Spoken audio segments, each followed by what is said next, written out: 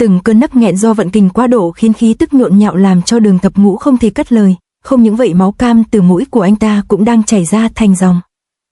Diêm Vương đã muốn ngươi phải chết thì dù ngươi có cố giãy cỡ nào cũng khó mà thoát khỏi đại hạn hôm nay. Sự tự tin về chiến thắng làm sĩ khí của Bàng Bối trở về nhập xác. Anh ta hùng hổ tụ kình vào trường đao cắm đầu cắm cổ hăm hở lao lên chỗ của Đường Thập Ngũ đang ngồi. Trường đao khí thế cuồn cuộn bổ thẳng vào người làm Đường Thập Ngũ không chút cửa bật.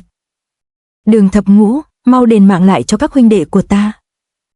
Trở lại với pha combat hết nấc của Đường Bất Á và Gia Cát tiên sinh, với một chỉ cực hiểm cực mãnh này thì anh già nhà ta không dập nguồn mới gọi là lạ, nhưng hiểm cảnh thì lại thường có kỳ biến đi cùng. Mắt thấy ân sư sắp toang, Thiết Thủ cực kỳ hoảng loạn kích thích hệ thống tuần hoàn khắp cơ thể như muốn sôi lên, anh ta tăng động quá mức làm các vết thương há mồm càng thêm đau nhức.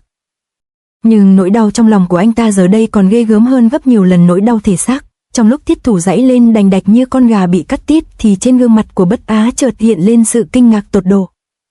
Lẽ ra chỉ vừa rồi của anh ta sẽ xuyên qua lồng ngực của Gia Cát tiên sinh, nhưng kình đạo của anh ta chỉ phát ra được chưa đến 3 thành. Nguyên nhân là vì mê độc của Đường Bất Á chỉ làm tiêu hao thể lực của Gia Cát anh già thôi, chứ không làm cho ông ta bị mất não.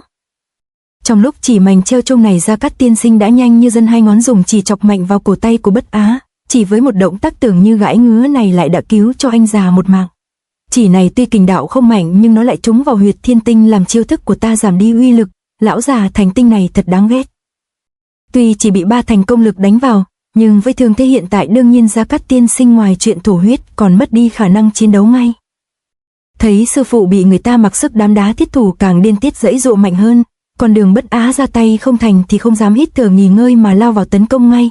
Anh ta giờ đã hiểu vì sao Gia Cát tiên sinh lại sống dai như vậy, nên biết phải sớm dứt điểm con hàng. Đường cùng rồi mà vẫn tìm ra sinh cơ lấy yếu thắng mạnh, Gia Cát tiên sinh quả nhiên là xứng với lời đồn. Chỉ tiếc là số chết hôm nay của ông là không thể tránh khỏi. Một chiêu vô lệ trong thê linh chỉ nhắm thẳng thủ cấp của ông già mà đánh. Gia Cát tiên sinh biết là kình chiêu đoạt mạng, nhưng thực tình giờ đây ông ta lực bất tòng tâm. Chẳng có nhẽ ngày này năm sau sẽ là ngày giỗ đầu của ta sao? Ngay lúc này hàng loạt tiếng kim loại đứt vỡ chói tai vang lên, tiếp đó là một tiếng hét như sấm rền làm Đường Bất Á há mồm hốt hoảng. Thật không thể tin được Thiết Thủ chẳng biết bằng cách nào đã giật đứt được xích sắt và đang nhảy bổ vào anh ta. Cảnh tượng khủng bố điên cuồng này làm Bất Á phải sững người thu chiêu. Bị khổ hình liên tiếp mấy ngày, lại còn thêm cả mê dược của ta mà hắn vẫn có thể kích phát được nội kình sao? Là chuyện quái gì vậy? Đúng là không kinh khiếp không được, vì lúc này Thiết Thủ toàn thân đầy máu me nhưng lại đang như con thu giữ tung song quyền hướng vào Bất Á. Thiết mỗ còn một hơi thở thì ngươi đừng có hòng mà làm hại thế thúc của ta. Thiết Thủ hồi phục được như vậy thì phải xem lại nguyên nhân từ trước. Thế thúc, bình thường người bận rộn như vậy giờ đây lại vì cứu đệ tử mà thêm phần tiều tụy. Thấy người như vậy làm đệ tử đau lòng lắm luôn á. Xin thế thúc hãy nghỉ ngơi cho khỏe, đừng có hơi tí lại mò đến thăm con làm gì. Thấy Đồ Nhi yêu dù đang trong thảm cảnh vẫn còn lo lắng cho mình thì ông già cảm kích dữ lắm. Ta hiểu tâm ý của con, nhưng có 2 lý do mà ta phải mò đến đây mỗi ngày. Một là chỉ có tận mắt nhìn thấy con còn sống thì ta mới có tinh thần để tranh đấu tiếp với các thế lực thù địch. Thứ hai là ta muốn giúp con tạo nên kỳ tích. Trong thời gian ngắn nhất ta muốn con luyện thành Nhất Dĩ Quán Chi thần công. Thần công ư? Nó là cái quái gì nữa vậy? Trong khi đệ tử lúc này sống chết còn chưa biết có qua nổi ngày mai không nữa đây. Thế thúc có lần thần không mà lại đi truyền võ công cho con vào lúc này. Thấy Thiết Thủ nói lời buông xuôi thối chí thì ông già lại phải lựa lời để dỗ ngọt anh ta. Sống chết chưa biết cũng có nghĩa là còn một nửa cơ hội sống sót để rời khỏi nơi đây. Vì chính tương lai của con chứ không ai khác. Con phải cố mà luyện cho được môn thần công này. Chứ nếu không ngày sau khi con dù có được nhìn thấy lại mặt trời thì cũng chỉ là một thằng phí nhân vô dụng. Nghĩa là sao vậy thế thúc? Lời này của Gia Cát tiên sinh nói ra đã khơi dậy trí tò mò của Thiết Thủ. Anh ta nghe ý tứ dọa nạt trong lời nói nên cũng đã có biểu hiện nghe theo. Dù nội công của con đúng là có thâm hậu, 2 tay như thiên chùy bách luyện, nhưng đó cũng chính là nhược điểm của con. Lão sái tặc này tâm địa như rắn rết, hàng ngày hắn vẫn không quên dùng khổ hình với con.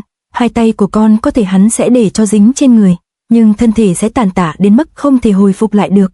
Nói tóm lại thì tạng phủ vẫn là cái gốc của con người, nếu bị hủy hoại quá độ thì khác gì phế nhân đâu chứ. Nghe thấy ông già vẽ ra thảm cảnh, Thiết Thủ đâm lo liền mở miệng hỏi ngay. Nhất Dĩ Quán Chi, cái chi này có thực là sẽ giúp được con cải tử hoàn sinh không vậy, hay cũng chỉ là lý thuyết suông? Vui mừng là thế, nhưng anh ta không ngờ câu trả lời của Gia Cát tiên sinh lại chẳng dính dáng gì vào vấn đề. Không, Thuận được gọi với cái danh mỹ miều là thần công, nhưng nó lại chẳng có ẩn chứa sức mạnh gì bên trong như mong đợi của con cả. Nó chỉ là một loại võ công để người bị khảo hình như con dùng để cầm cự. Chữ thần ở đây không phải là thần thánh mà là ý niệm của tinh thần. Nhất dĩ quán chi ý nói về kết quả khi người luyện nó ngộ ra được tinh túy trong đó. Vì vậy để luyện được môn thần công này thì trước hết con phải ngộ. Chỉ cần con tham ngộ thấu triệt thì tứ chi bách hải sẽ đều liên kết lại làm một thể. Khi đó con không những có thể chống được ngoại lực để bảo vệ ngũ tạng, mà còn có thể tạo ra một lực sát thương mạnh mẽ khôn cùng. Hoàn cảnh trước mắt vô tình đã giúp cho thiết thủ Nhất dĩ quán chi. Anh ta bị đưa vào cảnh giới không còn minh mẫn, vì tâm lực tinh thần lúc này chỉ tập trung vào một ý niệm duy nhất, đó là cứu mạng của Gia Cát tiên sinh. Cũng chính vì không còn suy nghĩ và cảm nhận đến mọi thứ xung quanh, thế nên thiết thủ đã chó ngáp phải ruồi mà ngộ ra được chữ ngộ mà Gia Cát tiên sinh đã từng đề cập. Kình lực bạo thăng, quyền kình bá đạo anh ta đang sử ra làm Đường Bất Á phải cuống cuồng buông bỏ ông già Gia Cát. Chuyện cần làm với Bất Á giờ đây là dồn sức vào chiêu thương thu vô lệ kháng địch. Tuyệt tình quyết từ chỉ của Bất Á và Nhất dĩ quán chi thần công thổ ra từ quyền của thiết thủ chính thức giao phong, nhưng quyền chỉ vừa mới chạm nhau thì ánh mắt của Bất Á đã toát ra sự kinh khiếp tột độ. Trời đất thánh thần ông địa ơi, ta đang nằm mơ chăng?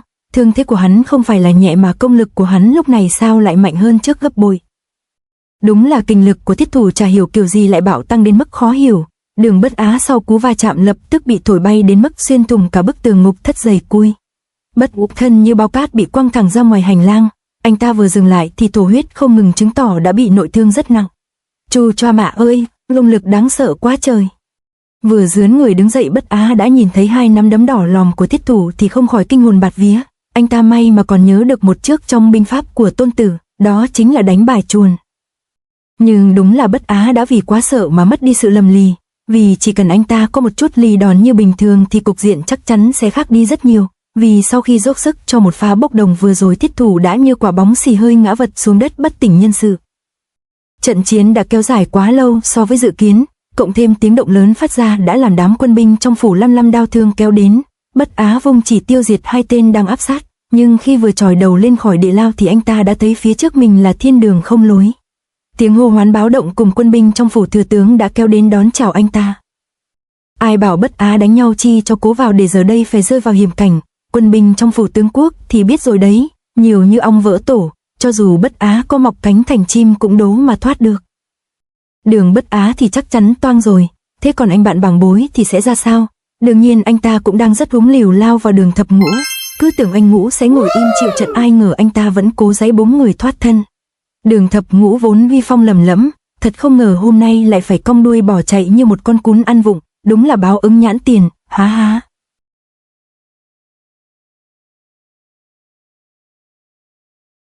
To be continued.